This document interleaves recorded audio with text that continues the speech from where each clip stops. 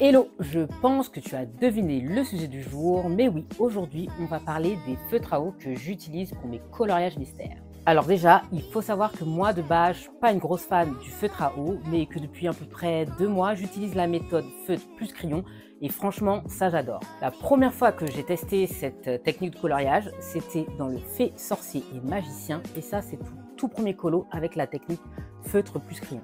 Et comme vous pouvez le voir, franchement, ça rend super sympa. Là, j'ai dans ce tome, je crois que si je dis pas de bêtises, j'ai un encours que je suis en train de faire aussi au feutre plus crayon, que je n'ai pas posté encore sur les autres réseaux. Mais franchement, cette technique, j'aime beaucoup. On commence avec les lyras. D'ailleurs, je vais vous les donner dans mon ordre de préférence. Donc, c'est vraiment les lyras que je préfère pour la simple et bonne raison que je trouve qu'ils ne font pas de traces et que leur gamme de couleurs sort un peu de l'ordinaire. Ils ont une pointe brush que j'aime beaucoup et une pointe un peu plus fine pour faire. Et moi, il faut savoir que en fait, je détourne tout le temps mes zones de coloriage. Donc, je trouve ça vraiment plus pratique. J'adore les feutres à deux pointes pour pouvoir détourer et ensuite remplir. Donc, du coup, vraiment, les lyras, c'est vraiment les feutres que je préfère et que je recommande à 100%. C'est vrai que le prix n'est pas forcément donné. En tout cas, ils sont top. En deuxième position, on a les incontournables Fibracolor que j'ai depuis à peu près maintenant un an et demi. C'est vraiment les premiers feutres que j'ai achetés et je les aime vraiment beaucoup. Le seul truc que je leur reproche, c'est que je trouve que le panel de couleurs n'est pas foufou. Je trouve que ça reste des couleurs basiques en fait. Je ne sais pas si vous voyez ce que je veux dire. Mais autant les lyras, il y a des couleurs qui sortent de l'ordinaire, des teintes, autant je trouve que dans cette gamme-là, les couleurs sont trop basiques. Cela dit, on a toujours besoin de couleurs basiques. Comme je le disais aussi précédemment, eux, ils n'ont qu'une seule ligne. Ils ont une ligne conique que j'aime beaucoup. Mais c'est vrai que parfois, pour détourer, c'est pas le mieux, c'est pas top. Mais bon, on fait avec, je m'en sors toujours, j'y arrive. Et ouais, franchement, les Fibracolor, d'ailleurs, je vous conseille de les prendre sur Amazon Italie si vous souhaitez les avoir. Mais en tout cas, ils sont top. Pour commencer, c'est vraiment des super feutres. Ça, c'est un colo. Alors, celui-ci là, c'est un colo que j'ai fait entièrement au Fibracolor et franchement, je le trouve top. Après, c'est vrai que moi, au feutre, je fais tout le temps 2 couches. Enfin, maintenant, je colorie plus seulement au feutre, mais quand je faisais que du feutre à l'époque, je faisais 2 couches. Donc, forcément, bah, ça cache aussi les traces, hein, on va pas se mentir. Mais voilà, je trouve que pour le rapport qualité-prix, il est vraiment top. En troisième position, je viens mettre les Staedtler 120. Car pareil, je trouve que le panel de couleurs, il est vraiment fou. D'ailleurs, elles n'y sont pas toutes, il en manque 2-3 parce que je suis en train de faire un colo avec. Mais vraiment, je sais qu'il ne faut pas l'unanimité ces feutres parce que certains trouvent que ça traverse ou que encore sont trop gorgés d'encre. Ça, c'est vrai, je ne peux pas nier, ils sont vraiment gorgés d'encre. Mais écoutez, moi, je les mets à plat comme ça et j'ai plus trop ce problème d'encre et ça ne traverse pas. Je pense que les feutres traversent ou non les feuilles, ça joue beaucoup avec la technique de coloriage de chacun.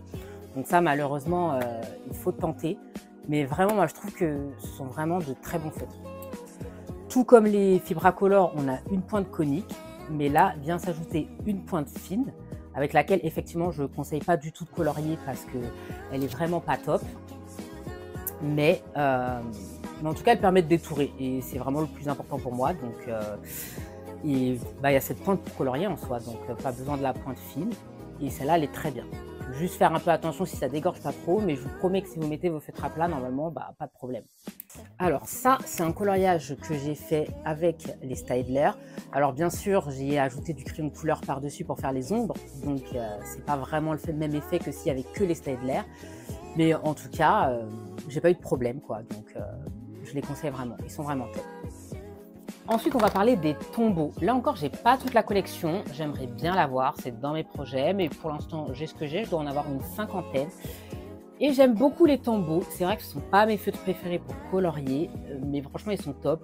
Tout comme les lyras, je trouve que les teintes, elles sont assez particulières. C'est vraiment des teintes qu'on va pas trouver partout. Et en fait, c'est ça qu'on demande dans les feutres. Parce que les teintes basiques, ça y est, on n'en veut plus, quoi. On veut maintenant des teintes qu'on ne trouve plus. Et les tombeaux, pour le coup, ils sont parfaits pour ça. Alors, je n'ai pas fait de coloriage seulement au tombeau, donc je ne pourrais pas t'en montrer un.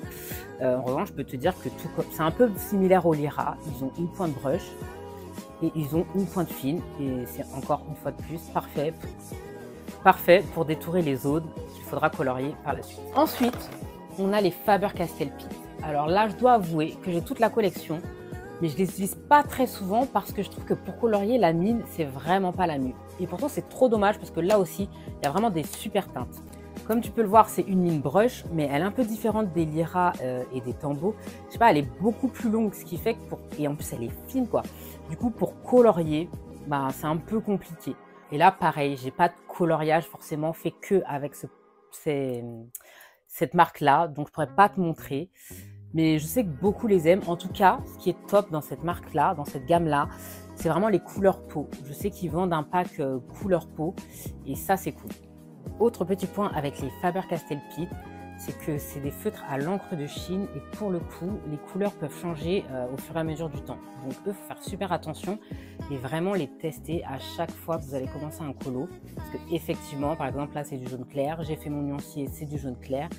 Et puis, je reviens, je sais pas, moi, 3-4 mois après et finalement, le jaune, bah, il est un peu plus foncé. Donc vraiment faire attention avec cette marque-là. Et on finit avec les aquamarqueurs de chez Action, qui franchement moi je trouve qu'ils sont plutôt pas mal, je les aime beaucoup. Il y a quelques petits défauts qui sont les mines elles sont pas très ouf, ce qui fait que ça s'abîme super vite et ça c'est un peu relou quand tu dois être assez précis dans tes coloriages. Et de deux, franchement on va pas se mentir, pour avoir toute la collection c'est un peu le parcours du combattant. Je sais même pas si quelqu'un a déjà vraiment toute la collection, donc ça c'est très chiant, donc bah voilà, juste pour ça je les mets en dernier. Mais là pareil, ils ont donc la pointe brush qui s'abîme super facilement, donc il faut vraiment faire attention et pas trop appuyer sur sa mine, et la pointe un peu plus fine pour détourer et franchement moi j'adore. Donc je les conseille, mais c'est vrai que si vous attendez à avoir toute la collection, ça va être un peu compliqué. Et là j'ai fait un colo tout entier que aux aquamarqueurs et c'est celui-ci qui est pour le coup mon préféré du tome Looney Tunes. Et franchement, on critique, mais moi je trouve que ce résultat il est assez ouf, hein. J'ai fait des colos avec d'autres marques beaucoup plus chères. Je vous assure que c'est pas le même rendu, hein. Et j'ai aussi cette boîte de Crayola Super Tips Pastel, qu'on ne voit pas beaucoup d'ailleurs je trouve, qui est vraiment top et que je placerai juste après les Fibracolor. Parce que tout le monde dit que les Fibracolor et les Crayola sont très similaires. Moi je trouve pas, je trouve que les Crayola ont un peu plus de traces et je trouve aussi qu'ils sèchent un peu plus vite. Mais bon, ça après c'est que mon avis, ça reste de très bons feutres à prix très mignon. Donc voilà pour mon classement des feutres à eau que j'utilise. Dites-moi si vous utilisez d'autres marques, si vous aimez ces marques-ci ou si vous comptez en commander. Voilà, j'attends vos commentaires. On se retrouve dans une prochaine vidéo pour faire exactement le même classement mais avec les crayons de couleur, car clairement les crayons de couleur c'est un peu plus mon domaine que les feutres, mais j'aime tout autant les deux, donc voilà.